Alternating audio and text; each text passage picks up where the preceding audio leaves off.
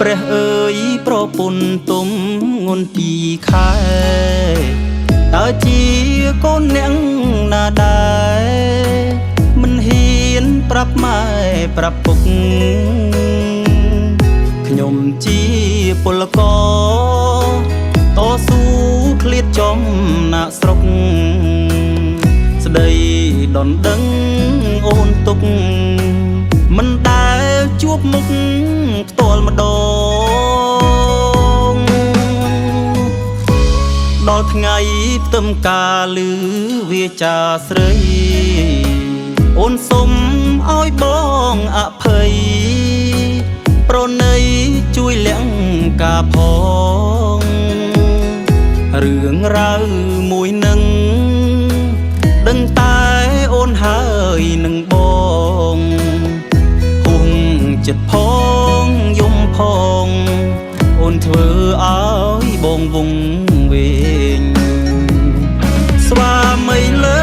កើព្រមតទួលបាញ់ញើកឯកក្នុងទ្រូងស្ទើធ្លាយបែកទួយយំទឹកភ្នែកម្នាក់ឯងឈ្មោះជាប្តីអូនតែកូនរបស់អ្នកផ្សេងអូនសុំកុំបបួលលែងព្រោះអូនបែកពី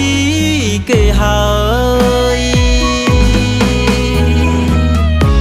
ជ្រុលជាអញ្ចឹងតាមនឹងទៅចុងអូនយំសុំលើកលែងទុំកំហុងរបងត្រានត្រើយ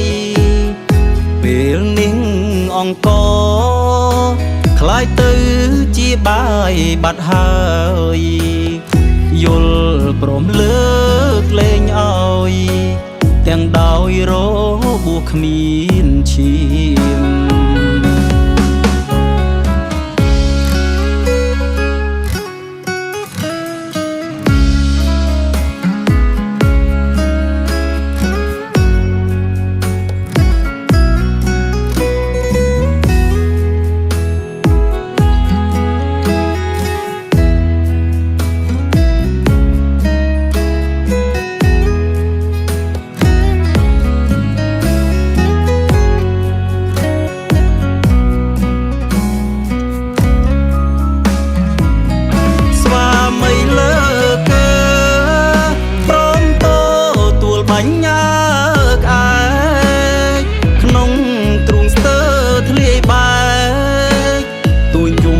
ទឹកភ្នែកម្នាក់ឯ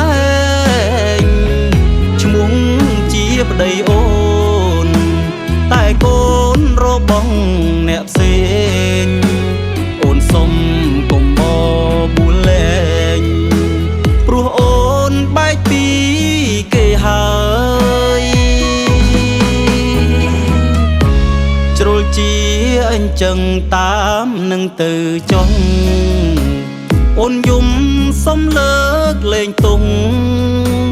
កំហុងរបងត្រានត្រើយពេលនេះអង្គខ្លាយទៅជាបាយបាត់ហើយយល់ព្រមលើកលែងឲ្យទាំងដោយរបួសគ្មានឈាម